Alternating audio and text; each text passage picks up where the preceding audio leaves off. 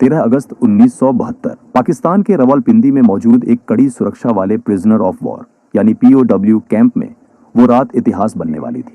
यही वो कैंप था जहां 1971 के भारत पाकिस्तान युद्ध के बाद भारतीय वायुसेना के 12 पायलटों को बंदी बनाकर रखा गया था। कैंप की सुरक्षा इतनी सख्त थी कि कोई सोच भी नहीं सकता था कि यहां से कोई जिंदा बाहर निकल पाएगा। चारों तरफ ऊंची ऊंची दीवारें, दीवारों के ऊपर काटीले तार, हर जगह हथियारबंद पाकिस्तानी सैनिक। लेकिन इसी नामुमकिन जगह पर 3 ऐसे भारतीय पायलट मौजूद थे जिनके इरादे किसी दीवार, किसी तार और किसी बंदूक से डरने वाले नहीं थे। वो इस जेल से कुछ इस तरह भागे जिसे देख पाकिस्तानियों के होश उड़ गए। इस कहानी की शुरुआत होती है 3 दिसंबर 1971 से, जब भारत और पाकिस्तान के बीच जोरदार युद्ध चल रहा था। जमीन पर भारतीय सेना हर मोर्चे पर पाकिस्तान को पीछे धकेल रही थी, लेकिन आसमान में हालात उतने आसान नहीं थे। पाकिस्तान के जफरवाल शहर के पास बना एक ऊंचा वॉच टावर भारतीय वायुसेना के लिए बड़ी परेशानी बन चुका था। वहां से पाकिस्तानी सेना भारतीय मूवमेंट पर नजर रखती थी और कई बार भारतीय विमानों पर सटीक फायरिंग भी की जाती थी। इस वॉच टावर को तबाह करने की जिम्मेदारी दी गई भारतीय वायुसेना के जाबाज पायलट दिलीप पारुलकर को। दिलीप पारुलकर अपने साहस, अनुशासन और हिम्मत के लिए जाने जाते थे।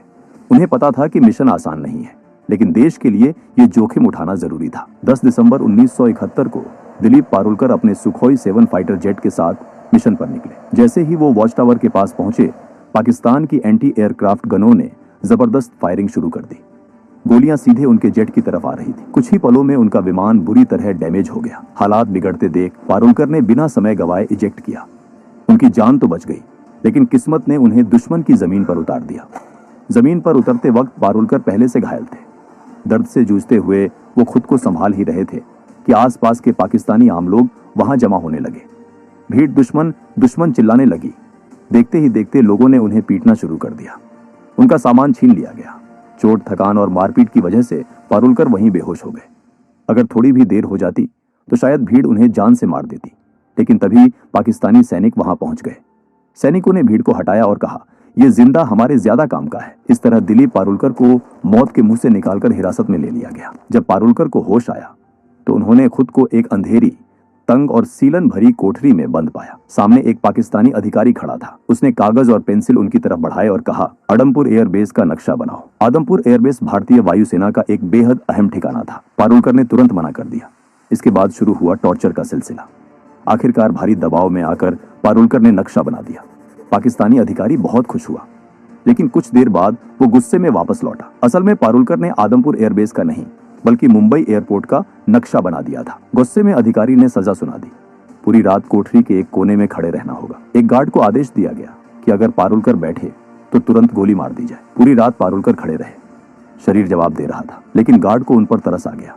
उसने धीरे से कहा, सुबह तक बैठ जाओ, अगर कोई आएगा तो मैं खास दूंगा, तब तुम खड़े हो जाना। इसके बाद कई रातें पारुलकर ने उसी अंधेरी कोठरी में बिताई। लगातार टॉर्चर हुआ, लेकिन उन्होंने अपने मुंह से कुछ नहीं निकाला। आखिरकार पाकिस्तानी अधिकारी भी थक गए और कुछ दिनों बाद उन्हें बाकी भारतीय बंदियों के साथ एक ही कैंप में डाल दिया गया। यही था रावलपिंडी का POW कैंप, जहां भारतीय वायुसेना के 12 पायलट कैद थे। यहां पारुलकर को पता चला कि बाकी साथियों के साथ भी ऐसा ही बर्ताव हुआ था।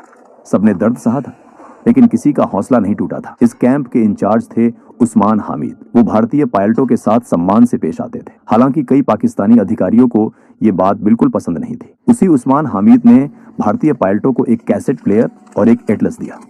शायद उन्हें अंदाजा भी नहीं था कि ये छोटी सी मदद आगे चलकर कितनी बड़ी कहानी लिखेगी। 25 दिसंबर 1971 को कैंप में खबर पहुंची, ढाका में पाकिस्तान ने सरेंडर कर दिया है। भारत युद्ध जीत चुका है। 93,000 पाकिस्तानी सैनिक भारत की क़यादत में थे। कैंप में खुशी की लहर दौड़ गई।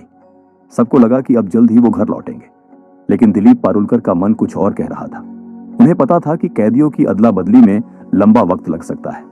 उन्होंने साथियों से कहा, अगर हम यहाँ बैठे रहे तो शायद सालों लग जाए, क्यों ना हम खुद ही रास्ता निकालें। पहली बार किसी ने उनका साथ नहीं दिया, लेकिन पारुलकर हार मानने वाले नहीं थे। उनके दिमाग में एक बीज पड़ चुका था, आजादी का बीज, और यही बीज आने वाले महीनों में एक ऐसी योजना में बदलने वाला था जो रावलपिंडी की दीवारों को हिला देने वाली थी। 25 दिसंबर 1971 के बाद रावलपिंडी